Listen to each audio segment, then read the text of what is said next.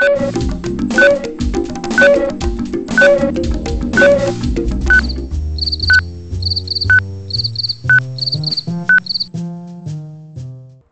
comité de défense et de développement de l'hôpital de Creil s'est créé en 2004, à la suite de l'annonce par la direction de l'hôpital de la nécessité de réduire ses coûts.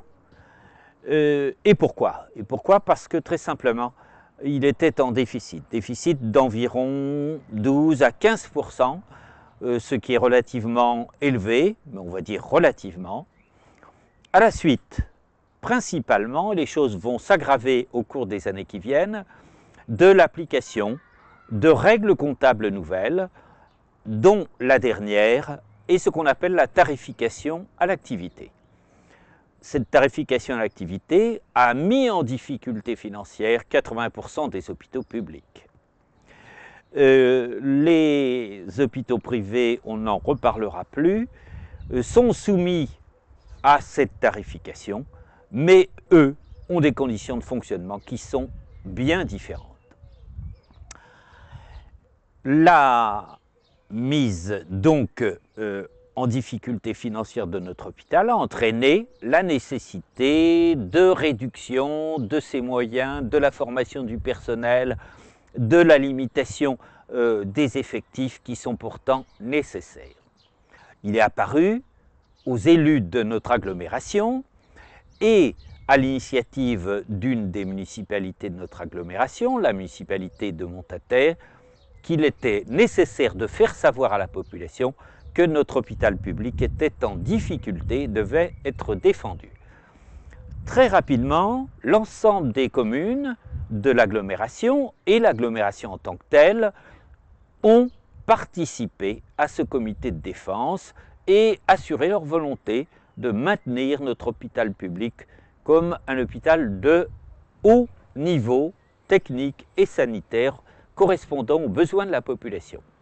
La population de notre agglomération est une population en difficulté sur le plan social, de nombreuses fermetures d'usines ont entraîné un taux de chômage qui est élevé. Nous avons besoin d'un hôpital public et d'un hôpital de haut niveau. La situation ne faisant que se dégrader sur le plan financier, il est apparu que ce comité de défense devait devenir un comité de défense ouvert à toute la population.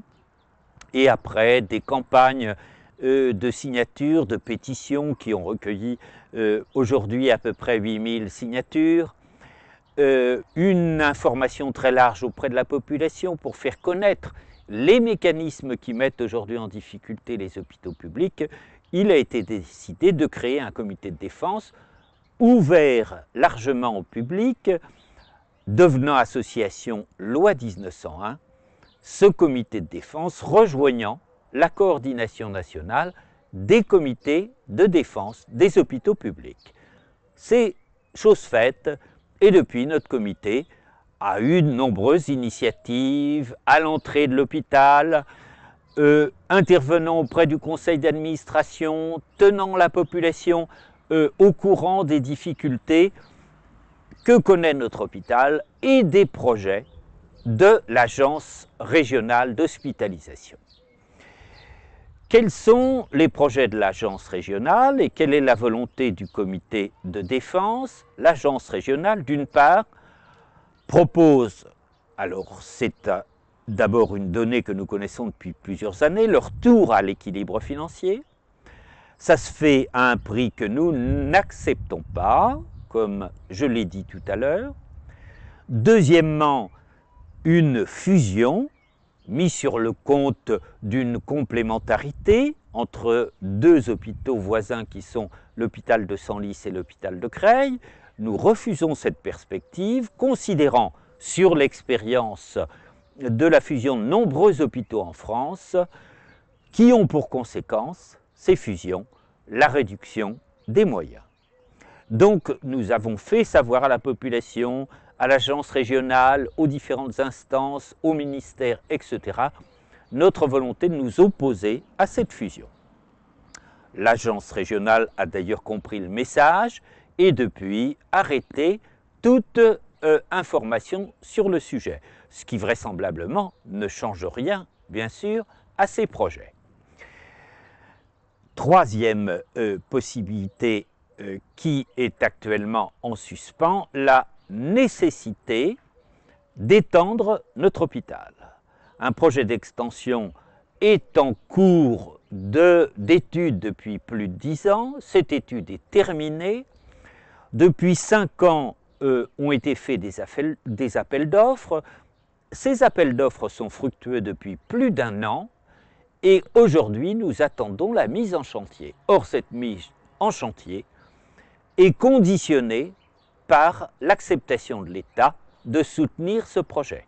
Rappelons d'ailleurs, sur le plan de l'histoire, que c'est l'agence régionale qui avait demandé cette extension dans le but d'étendre les prérogatives de la maternité qui doit devenir une maternité de niveau 3. Or, l'État s'est retiré de ce projet jusqu'à une date récente et refuse le financement. Voilà pourquoi le comité de défense a pour objectif aujourd'hui de mobiliser la population jusqu'à l'obtention de cette extension, refusant à la même occasion la fusion des 2 hôpitaux, comme je l'ai dit, et le retour à l'équilibre financier, si ce n'est sous la forme de l'effacement pur et simple du déficit qui pèse aujourd'hui sur le budget de notre hôpital. Merci.